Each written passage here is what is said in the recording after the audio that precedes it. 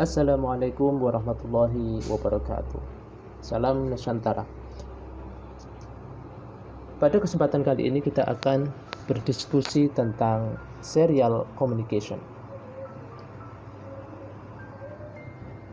Secara alami, komunikasi serial ini meniru dari cara alami komunikasi manusia, yaitu secara serial.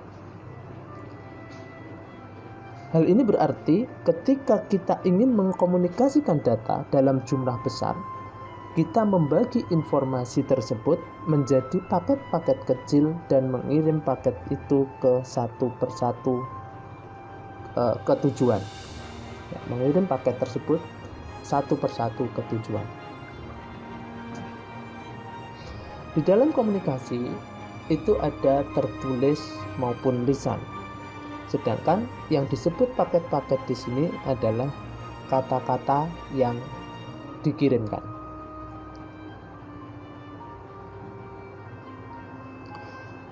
Nah, di dalam komunikasi ini ada yang namanya sebuah informasi yang dikirimkan. Ya, adanya informasi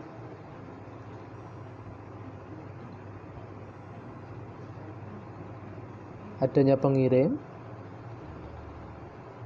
kemudian adanya paket,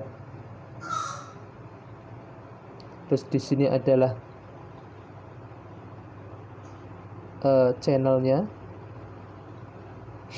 lalu ada paket berupa kata-kata, baru di sini ada penerima. Menghasilkan informasi. Di dalam penerima itu ada yang disebut proses decode. Di sini ada di dalam channel disebut dengan transmitter, transmisi. Lalu di sini ada encode. Jadi proses komunikasi itu dimulai dari encode yang kemudian dipecah menjadi paket-paket, yang dari paket-paket tersebut akan ditransmisikan melalui channel, barulah diterima dalam bentuk didekode lagi supaya dapat diterima oleh penerima. Nah, yang menjadi problem di sini adalah sebuah device, peripheral, dan sebuah prosesor itu tidak dapat langsung berkomunikasi selaras. Ya. Begitu juga ketika kita manusia, misalkan kita menyampaikan sebuah informasi ke orang lain, tentu hal itu tidak akan pernah sinkron kalau kita menggunakan bahasa yang berbeda. Misalkan saja ataupun dari kendala kecepatan berbicara, ketika seseorang itu menyampaikan dengan kecepatan tertentu, orang yang menerima tentu belum tentu dapat menerima apa yang kita sampaikan. Begitu juga di dalam sebuah device. Misalkan di sini ada konsep sinkronisasi, perlu adanya sinkronisasi di dalam device, misalkan di dalam konsep ini. Nah, saya mempunyai device A dan device B. Saya anggap di sini A ini adalah prosesor. Di sini B ini peripheral.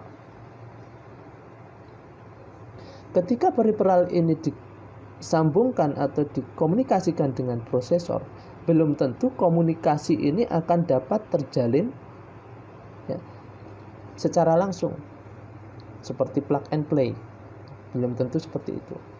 Perlu adanya proses input-output synchronization. Input-output synchronization. Fungsinya apa? Hal ini dilakukan karena pertama, ketidakselarasan kecepatan, waktu prosesor, keselarasan kecepatan dan waktu antara prosesor dengan peripheral.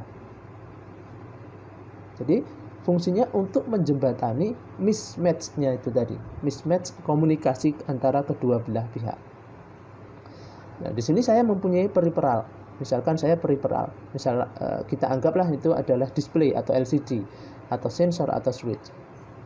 Umumnya peripheral ini beroperasi dengan waktu yang rendah, kecepatan yang rendah daripada instruksi-instruksi yang dilakukan oleh prosesor. Ini prosesor bisa kecepatannya megahertz, peripheral hanya hertz ataupun kilohertz. Nah, maka perlu adanya proses sinkronisasi.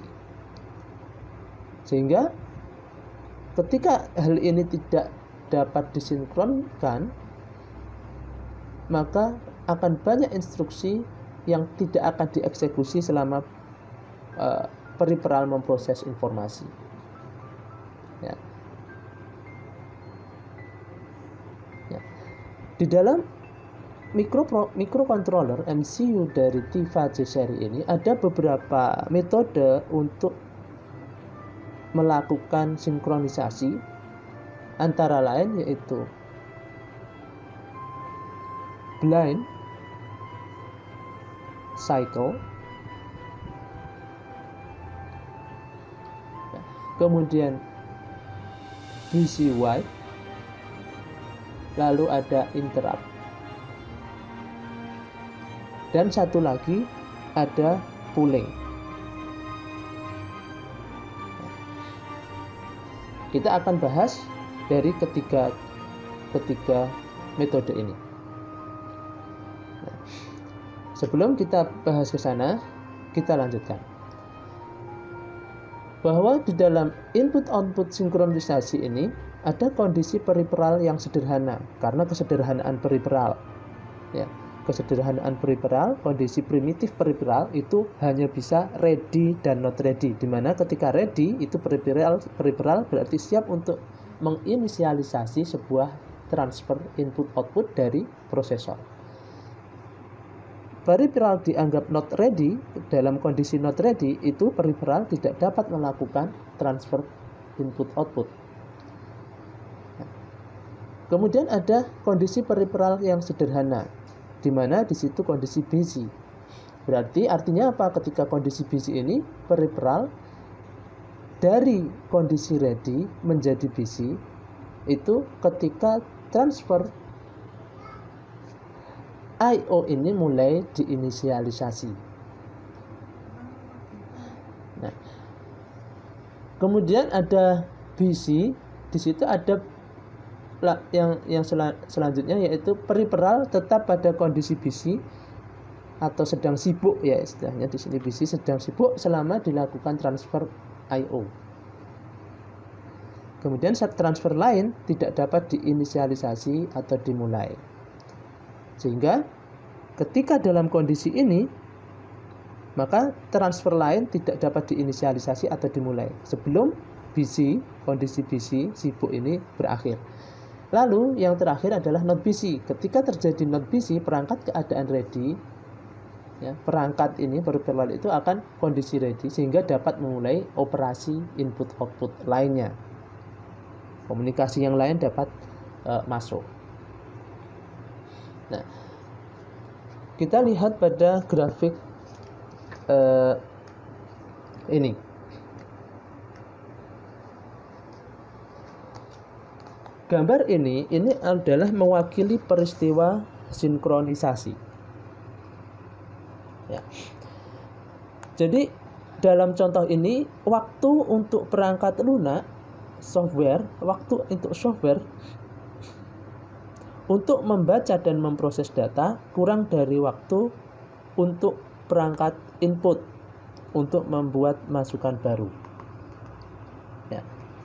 Dalam kondisi input misalkan, dalam kondisi sinkronisasi dengan kondisi input, dibagi menjadi input device, software, dan software. Nah, ketika input device ini kondisinya busy, maka softwarenya akan tetap dalam kondisi menunggu.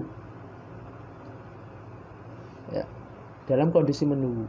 Nah, ketika input device-nya ready untuk menerima, maka software-nya ini akan terjadi proses read.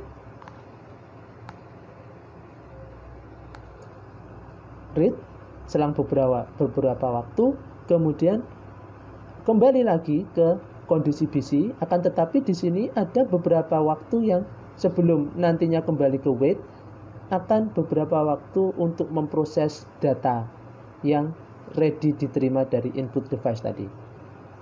Baru ini tadi ada waktu tunggu lagi. Nah, begitu seterusnya untuk dalam kondisi sinkronisasi input. Sedangkan kalau output ini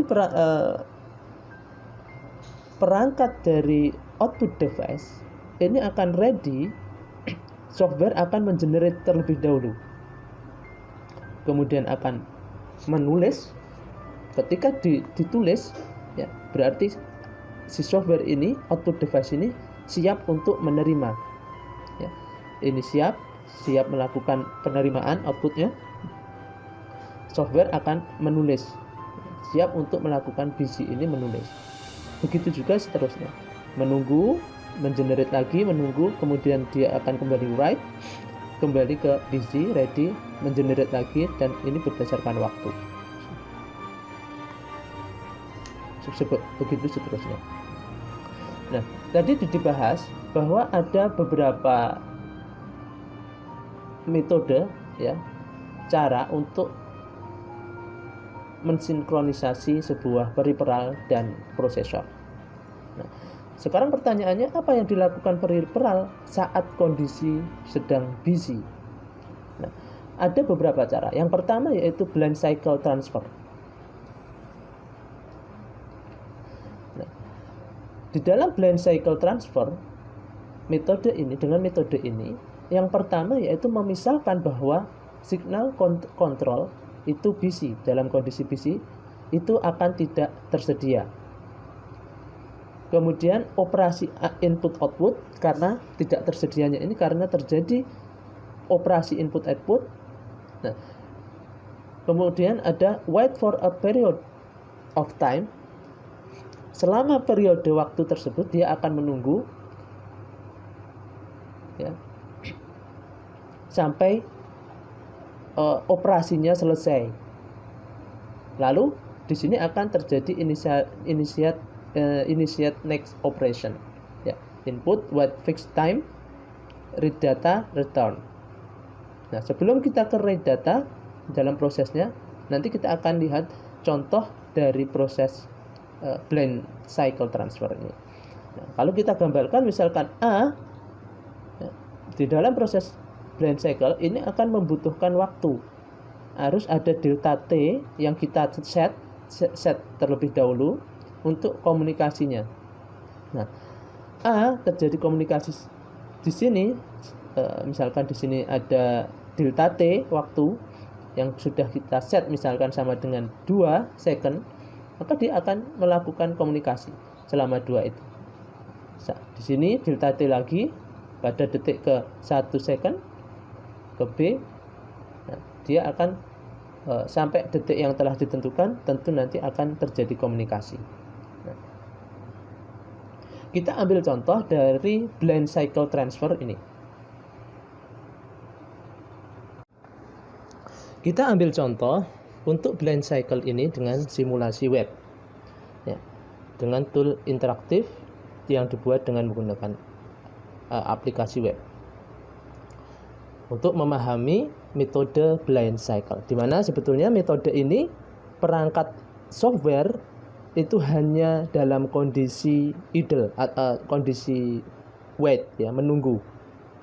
Jadi sebelum sejumlah waktu tertentu yang untuk mengasumsikan I/O itu selesai, dan waktu tersebut, waktu tunggu ini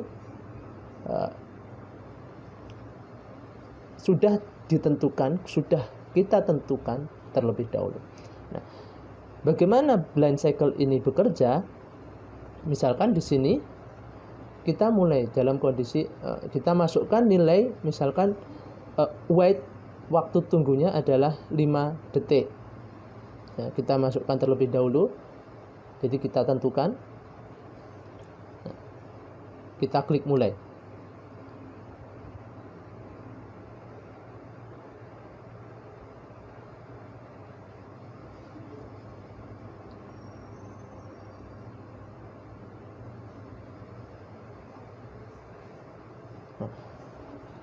di sini akan berjalan, di mana waktu tunggu ini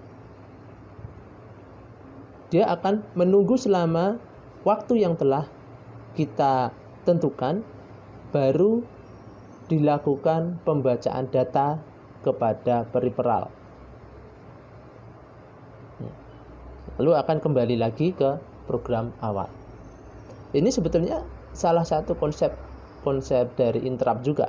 Hanya saja agak sedikit berbeda. Kita hanya memasukkan waktu, menentukan waktu yang telah kita tentukan di set terlebih dahulu, lalu barulah setelah waktu tunggu itu selesai, dia akan membaca data dari perangkat tersebut.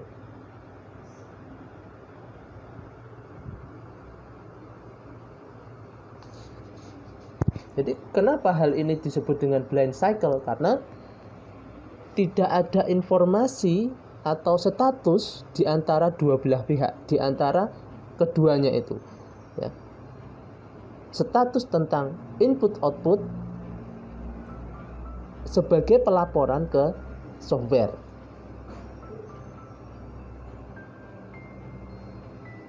Artinya di sini dengan menggunakan metode ini hanya menunggu. Jadi kita masukkan, kita setting 5, misalkan di sini 5, maka waktu tunggu yang ditetapkan itu 5, maka dia akan menunggu terlebih dahulu selama waktu itu ada tidak data yang akan dibaca, dikirim ataupun dikeluarkan.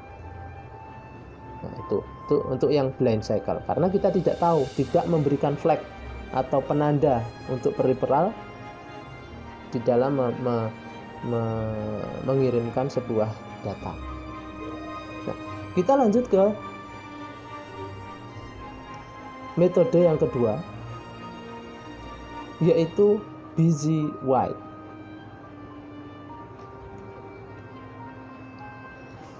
Ya. Apa yang dilakukan ketika peripheral ini busy untuk metode busy wait? Misalkan ready busy test transfer, ya. Jadi peripheral ini, status peripheral ini akan pulling terus, akan melakukan pulling kembali lagi, looping, menunggu sampai kondisi siap atau dia tidak dalam kondisi sibuk.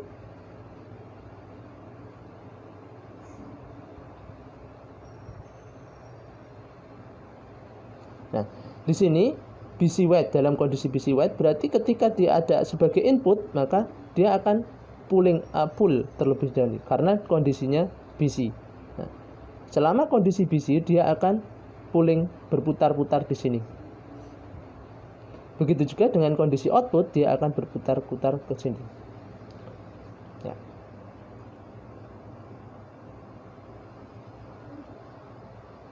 Nah, dia akan terus pull continuously, secara kontinu sampai kondisi basinya itu selesai. Kita ambil contoh misalkan melalui tool interaktif tadi.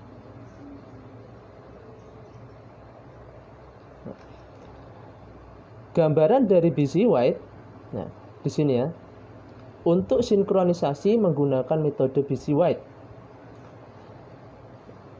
Status sedang sibuk, kita mulai.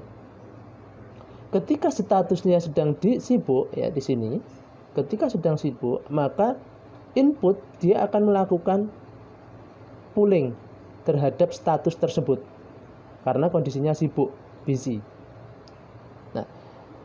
Ketika busy-nya ini sudah siap selesai, siap untuk menerima data, membaca data, maka dia akan ready, ya, berhenti dari pulling tersebut, dia akan melanjutkan ready ke baca data. Ketika dalam kondisi inputannya ini sudah not busy atau siap dalam untuk melakukan menerima data, membaca data dari inputan. Nah, ini konsep dari busy wait. Jadi kita mulai, kondisi ini statusnya apa? Kalau statusnya masih busy atau sibuk, maka dia akan pulling. Nah, kalau sudah kondisinya siap, ready, maka dia akan melakukan baca data. Ketika kondisi ready, dia akan baca data, maka dia akan kembali lagi, setelah dibaca datanya kembali lagi ke kondisi busy wait. Nah, fungsinya apa di dalam busy wait ini? Dia akan memeriksa terus inputnya, masukannya, sampai kondisinya siap untuk membaca data. Fungsinya looping di sini yaitu siap kondisinya, waktu supaya sinkron sampai waktu yang waktunya itu secara auto sinkronisasi, waktunya tersebut secara otomatis terjadi sinkronisasi. Tuh. Busy wait. Jadi dia terus menunggu sampai ada celah di mana dua device tersebut memiliki waktu yang sama, baru dia ready untuk mengirimkan data. Tuh. Kelamaannya di sini ya akan lambat di dalam komunikasinya. Nah, kemudian selanjutnya adalah interrupt atau transfer. Apa yang akan dilakukan ketika peripheral ini dalam kondisi busy? Ya, hardware interrupt pada prosesor dalam kondisi ready atau not busy. Jadi di sini interrupt ini akan memfasilitasi pemrosesan pada background, pada latar belakangnya antara transfer I/O. Jadi prosesor ini akan mengubah konteks saat transfer sedang berjalan itu telah usai, ya. Kemudian membutuhkan struktur program untuk memproses perubahan konteks. Nah, di sini ada input, ini ada dua cara, ya, untuk input dan untuk output. Masukan tentu di sini ketika tidak ada interrupt hampir mirip dengan busy wait tadi. Hanya saja dalam proses ini dibutuhkan sebuah pemicu interrupt. Untuk menjalankan interrupt ini harus ada pemicunya. Ya. Input ini adalah FIFO, antrian first in first out. Ya. Kalau dia masih kosong di dalam antriannya ini, dia akan terus kembali. Nah, ada interrupt, dipicu trigger dari ada masukan, pemicu masukan, maka dia akan membaca data, meletakkan data ke dalam FIFO. Ya, meletakkan data ini ke dalam FIFO, baru dia kembali dari interrupt menjalankan FIFO ini, kemudian diambil data dari FIFO, baru kembali lagi. Begitu juga di dalam proses outputnya sama. Nah, untuk simulasi ini kita lihat bagaimana sih proses interrupt itu terjadi. Nah, tool interupsi. Jadi di dalam interrupt ini dibutuhkan sebuah ISR, mengaktifkan ISR untuk berkomunikasi menggunakan buffer. Kita mulai. Ya. Jadi dibutuhkan sebuah pemicu untuk memicu interrupt ini berjalan. Nah, di sini ya, ketika ada input, ya, dia akan mengecek ke FIFO. Apakah FIFO itu ada data yang tersimpan di sini? Kalau tidak ada, dia berarti masih kosong di sini, di dalam antrian itu kosong, maka dia akan terus bekerja seperti itu, mengecek dalam buffer FIFO, first in first out-nya. Nah, ketika terpicu oleh sebuah interrupt, misalkan peripheral itu meminta mengirimkan sebuah flag ke dalam prosesor, ya. Nah, maka interrupt ini akan dijalankan. FIFO antrian ini akan berhenti, interrupt itu akan dijalankan. Baca data, kemudian taruh data di FIFO. Berarti ketika interrupt ini dijalankan, dia akan baca data.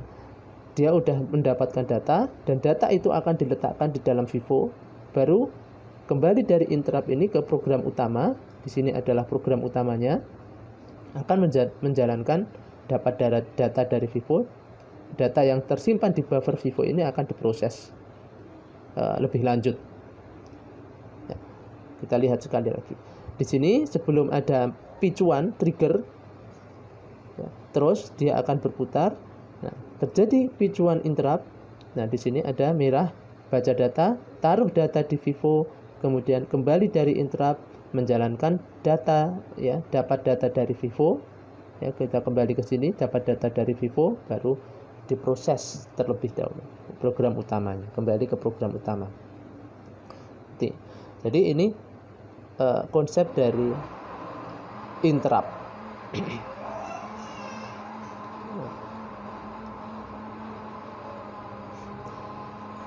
Oke. Di dalam sinkronisasi ini ada kaitannya dengan latensi, di mana latensi ini merupakan sebuah perangkat lunak, ya, berkaitan dengan latensi perangkat lunak atau latensi antarmuka. Jadi latensi ini merupakan sebuah waktu yang dibutuhkan dari saat sebuah input itu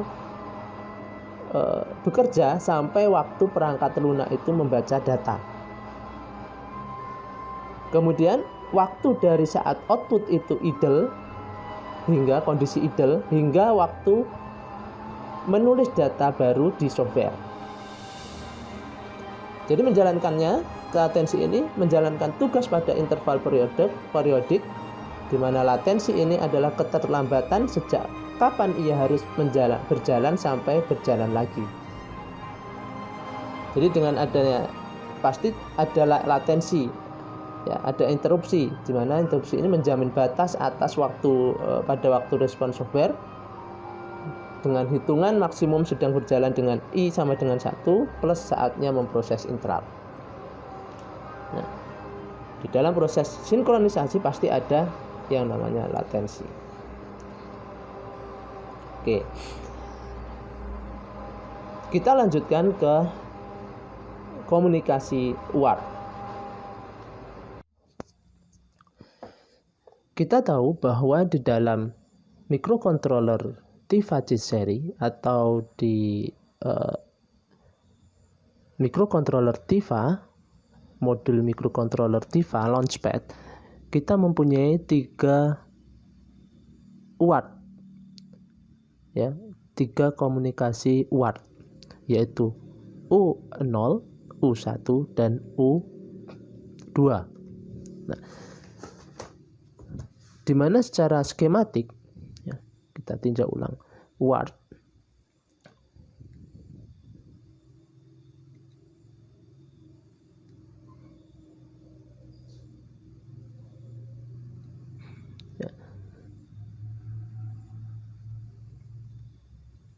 UART pada TIFA G-Series MCU. Nah, di sini saya gambarkan sebuah microcontroller UART.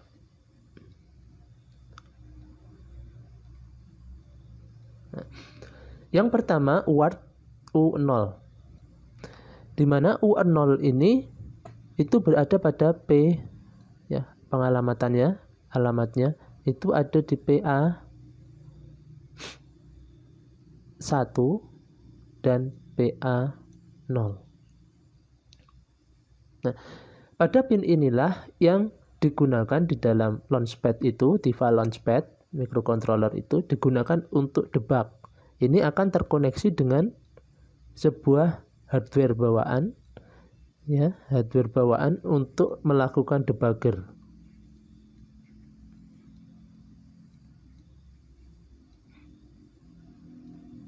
PA ini sebagai TX, ini RX, di mana debugger ini akan terkoneksi dengan USB, dan yang biasa kita koneksikan ke PC dengan komunikasi COM PC ya. Ketika kita melakukan debug terhadap launchpad kita, Tiva microcontroller kita, ini modul microcontroller. Nah, ketika kita melakukan debugger, ya, sudah memprogram di IDE, kemudian kita lakukan injeksi atau read and write proses, itu melewati USB debugger ini, PA1 dan PA2. Kemudian ada UART U1. U1 ini biasa digunakan untuk TX RX secara umum. Ya. Misalkan saja di sini ini berada pada PC5 dan PC pada pin C5 dan P4. Ya. Di mana PC5 ini ya,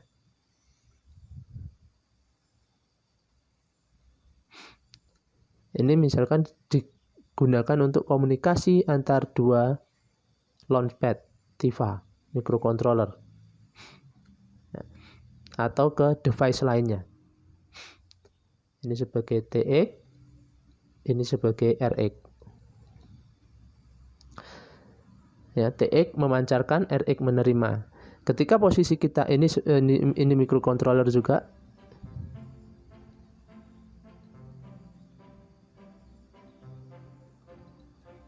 Tiva launchpad ini sama dengan T-seri, microcontroller T-seri yang sudah dijelaskan di sebelumnya. TX dihubungkan ke RX, di mana RX itu adalah PC4, ya, sama ini device-nya sama dengan yang ini ya. RX akan dikomunikasikan dengan TX PC5. Nah, tentu di dalam komunikasi dua microcontroller seperti ini, kita tidak hanya dapat mengkoneksikannya hanya dua kabel saja seperti ini, tetapi perlu adanya grounding karena ini berkaitan dengan beda potensial di dalam pemancaran sebuah data. Nah, jadi sudah ada dua cara komunikasi. Yang terakhir U2 itu ada pada PD7 dan PD6, di mana PD7 ini adalah TX, PD6 itu adalah RX. Nah, untuk UART 2, PD7 dan PD6 ya, ini biasa difungsikan bagaimana ketika device kita itu jaraknya jauh. Maka kita bisa memfungsikannya dengan menambahkan sebuah modul driver, chip driver ya di sini. Chip driver ini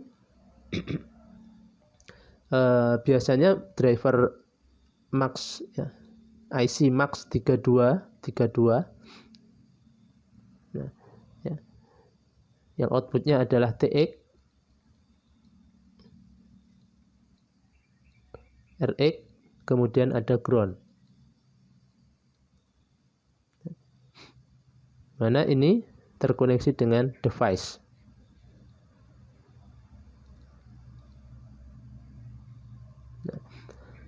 Nah, device ini dengan menggunakan chip ini, maka komunikasi semacam ini akan lebih jauh, akan dapat dilakukan lebih jauh, yaitu sekitar 15 meter. Ya. Jadi IC, kalau kita mungkin di dalam komputer pernah mengenal yang namanya DB9. Nah, DB9 ini chip yang digunakan ya, itu adalah Max 32.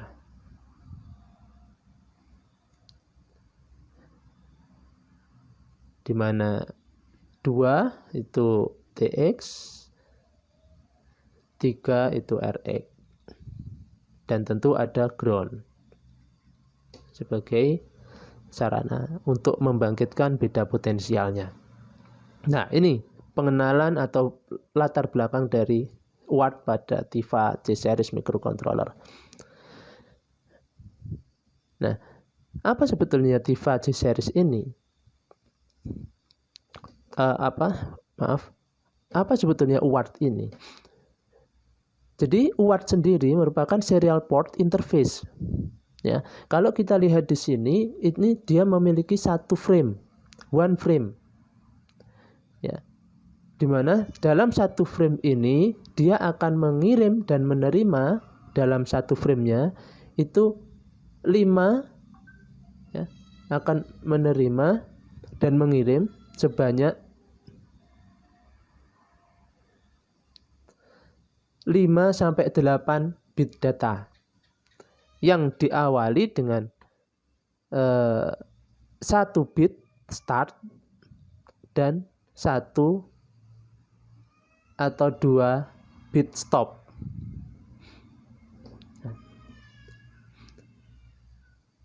Di dalam UART ini juga dia mempunyai baud rate yang didefinisikan sebagai jumlah total bit per unit waktu. Di dalam satu waktu yang dikirimkan ini berapa total bitnya, itu disebut dengan baud rate, di mana baud rate sama dengan 1 per bit time. Di samping itu ada juga bandwidth, di mana bandwidth ini adalah data per satuan waktu. Lebar data yang dikirimkan, berapa besarnya data yang dikirimkan per satuan waktu. Di mana bandwidth itu sama dengan data bit per frame bit dikali dengan baud rate. Nah, ini mengenai UART serial port interface. Nah, tadi yang kita lihat TM4C123 Launchpad I/O pin itu ya, PC4, PC5 itu berada pada yang biasa yang umumnya digunakan untuk komunikasi UART secara umum. Bisa dikoneksikan dengan microcontroller yang lain, bisa dikoneksikan dengan device yang lain. Tetapi kalau pada PA1 dan PA0 yang di sini tidak dicantumkan, kemudian ada PD7 dan PD6 ini yang bisa kita gunakan untuk komunikasi.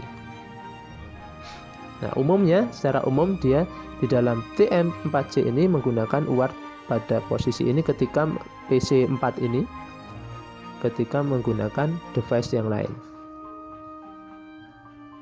dikoneksikan ke tool lainnya.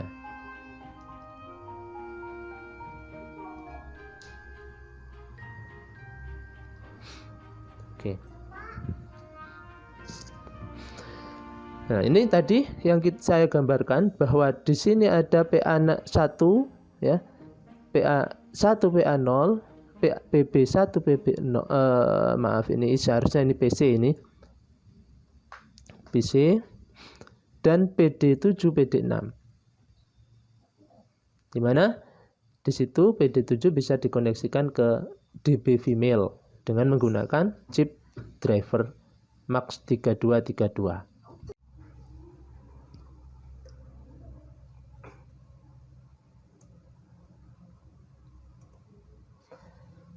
Kemudian di dalam serial input-output, serial communication, itu terdapat 3 jenis. Simplex, kemudian dan duplex. Simplex di sini merupakan sebuah komunikasi, ya. Simplex merupakan sebuah komunikasi data yang bersifat searah. Sedangkan duplex ini merupakan sebuah komunikasi data yang sifatnya 2 arah. Di dalam metode duplex, di dalam metode duplex itu ada komunikasi full duplex dan half duplex.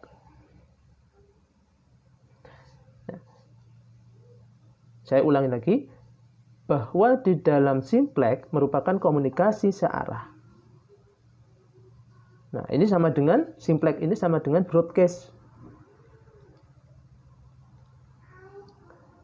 Artinya hanya penerima tidak akan bisa mengirimkan ulang atau memberikan feedback ke pengirim. Sedangkan metode di dalam duplex itu ada dua, yaitu full duplex dan half duplex. Nah, yang membedakan di sini adalah komunikasi waktu yang digunakan. Kalau di dalam full duplex, komunikasi dua arahnya ini bersifat bersamaan. Waktunya ini bersamaan. Full duplex. Half duplex, nah, full duplex misalkan saja adalah handphone, telepon, dan lain sebagainya. Half duplex ini merupakan komunikasi dua arah, hanya saja sifatnya adalah bergantian. Ketika si pengirim, artinya ini misalkan pengirim, penerima. Nah, ketika pengirim ini memberikan mengirimkan paket data, maka penerima ini akan menunggu untuk menerima. Begitu juga sebaliknya.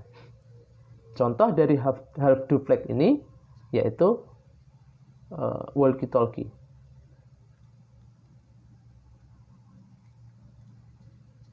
Tuh.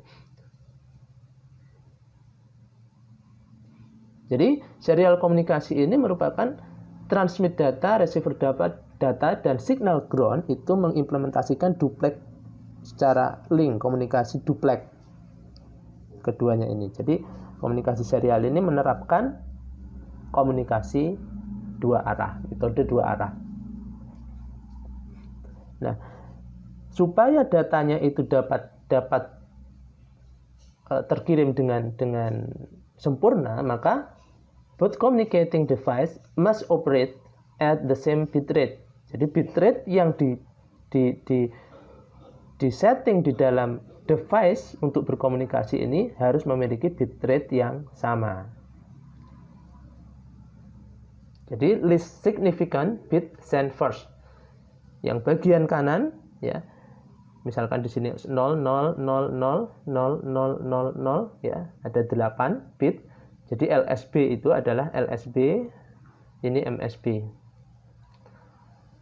LSB bagian ini akan dikirim terlebih dahulu. Nah, sekarang cara kerja dari komunikasi UART. Kalau dilihat di gambar ini, dimulai dari write data. Write data ini adalah data yang akan kita kirimkan. Transmit, proses transmit.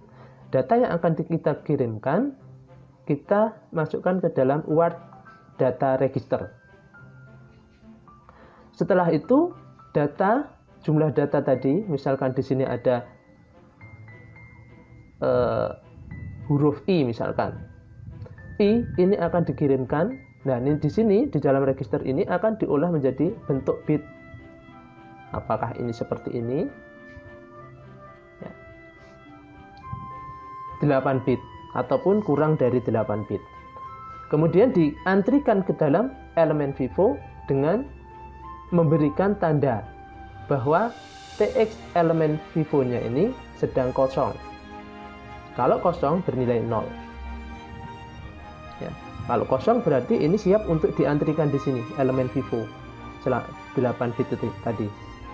Baru flag ini akan berubah ke 1, maka dia akan terkirim ke data shift clock, di mana data ini akan disimpan yang kemudian nanti akan ditransmitkan secara transmit shift register menggunakan shift clock berupa transmit shift register. Ya, operasi TX ini dilihat di sini lagi, data written to UART 0DRR register data tadi ya. Jadi data akan ditulis ke register tersebut melewati 16 elemen FIFO mengizinkan jumlah kecil dari data rate matching antara prosesor dan word. Apakah di sini setelah diantrikan, apakah komunikasi antara transmitter dan receiver itu sudah memiliki bitrate yang sama? Ketika bitrate-nya sama, maka data siap untuk dikirim. Barulah kalau di sini data rate-nya sudah sama atau bitrate-nya matching antara prosesor dan word, maka dia siap untuk dikirim dengan menggunakan shift clock. Shift clock ini akan membangkitkan 16 clock, mengizinkan data itu akan terkirim ke receiver serial port. Seperti ini. Dalam satu frame-nya dia akan membawa 8 bit data, 5-8 bit data.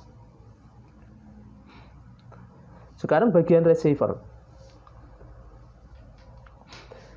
Bagian receiver dia akan menerima di dalam data terlebih dahulu. Receive register. Baru ini dimasukkan ke sini 16 elemen Vivo tadi. Ada 12 bit ini untuk register-register yang lain. Ya. Kemudian baru dikirimkan, dibaca datanya. Itu bergantung, pengiriman ini bergantung dari Vivo empty flag. Ya. Ataupun RF-nya ini full flag, maka dia tidak akan terkirim terlebih dahulu.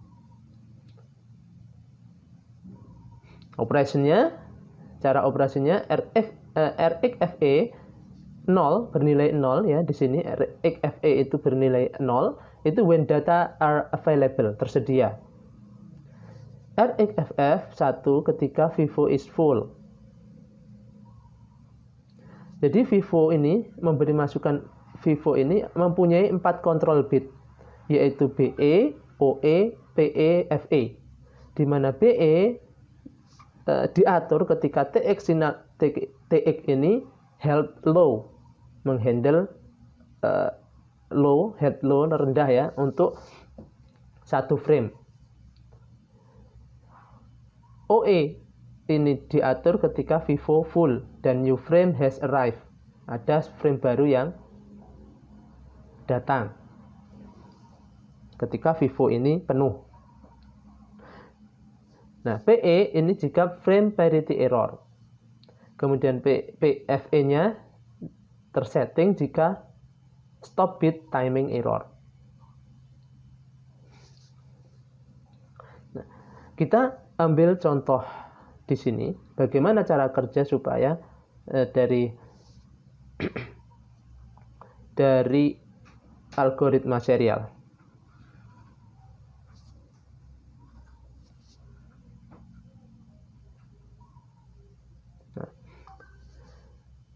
Ini untuk menggambarkan bagaimana sebetulnya komunikasi word itu bekerja. Di sini saya mempunyai hi, write data, kata HI. Yang akan dimulai, kita klik mulai. Pertama, dia akan mengirimkan H terlebih dahulu. Nah, ini bit dari huruf H. Disimpan di sini, kemudian kita akan lanjutkan ke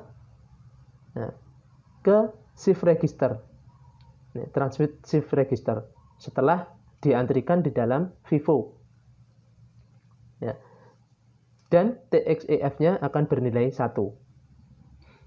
Baru setelah data rate atau bitrate-nya itu sama antara TX dan RX ya, maka dia akan dikirimkan terlebih dahulu LSB-nya. Nah, di mana start tadi dia akan masuk ke sini. Nah, dia RxFE-nya akan bernilai 1. Nah, dia bernilai 1, kemudian 0 lagi. Artinya ini 1, dia akan siap untuk menerima data baru RxFE. Nah, baru I tadi ya, H sudah terkirim, H. Baru dia terkirim lagi. Dari untuk huruf I, masuk 0. Ketika masuk di elemen ini, nilai RxFE-nya 0, baru akan kembali lagi karena kondisi siap ya, receiver ini akan siap menerima data baru ya. Barulah dia dikonvert menjadi high. Jadi si receiver akan menerima huruf kata high. Amati TXEF. Kemudian ini 1. Nah,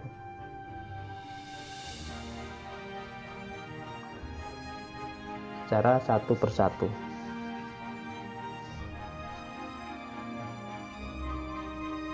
Oke. Nah, ini cara sederhana dalam pemahaman tentang komunikasi serial.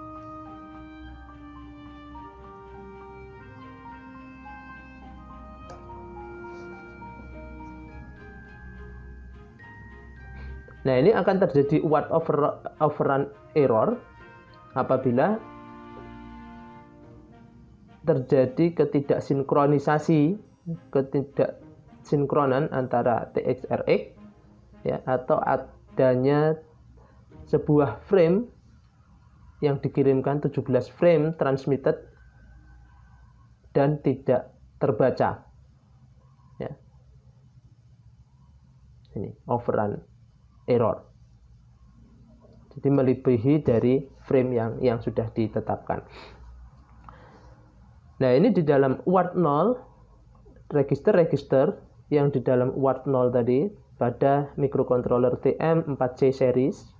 Ini register dan alamatnya name word 0 DRR, yaitu data ya. Data berkisar 0 sampai 7. Ini ada OE, BE, PE, FE dan terletak di alamat address yaitu $4000 C000. Kemudian ada namanya word 0 RSR R, itu adalah ini pada register 0123 di mana OE, BE, PE, FE. Word 0 FR frame R itu pada 345 67. Nah, ini akan berubah-ubah nanti busy, kondisi busy defaultnya misalkan 0, maka ketika busy dia akan 1. RxFE berubah akan ketika dia akan terjadi error atau dan lain sebagainya. Ini register yang perlu kita pahami. Dan sekarang pun kita sudah dimudahkan tanpa harus memahami ini, karena sudah banyak library yang tinggal pakai untuk mengakses registernya.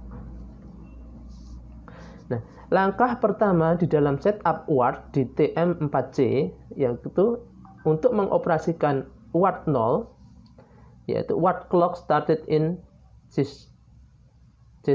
Nah, ini untuk men-set dimulai untuk men-set word-nya, word clock-nya dimulai dengan men-set ini. Dimulai dengan RCGC word R.